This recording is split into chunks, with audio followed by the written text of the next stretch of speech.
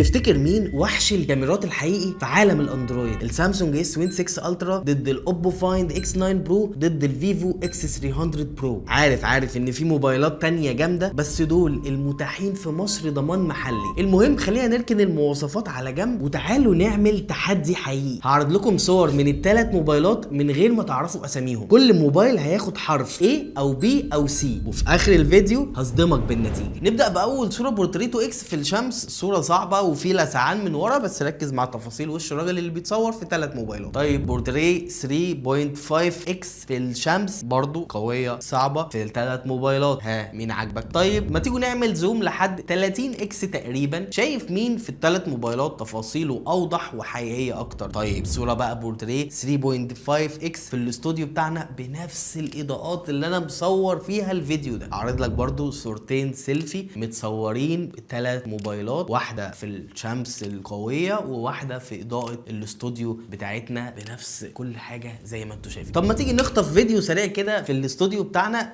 بنفس السيت اب اللي انا بصور بيه عادي جدا في الثلاث موبايلات 4K 30 فريم عشان نعرف مين الجامد في الصور ومين الجامد في الفيديوهات. ها خلصت واخترت؟ انزل حالا قبل ما اقول لك اكتب لي في التعليقات اكتر موبايل عجبك. الموبايل ايه هو الفيفو اكس 300 برو بعدسات زايس الخطيره، والموبايل بي هو الاوبو فايند اكس 9 برو بتفاصيل هاسل بليد القويه، واخيرا موبايل سي هو الجالاكسي اس 26 الترا موبايلي الشخصي اللي بعتمد عليه كل يوم. اكتب لي في التعليقات توقعك طلع صح ولا ايه الكلام، ومين فيهم من وجهه نظرك يستحق لقب ملك الاندرويد. وما تنساش تتابعني علشان تشوف كل جديد.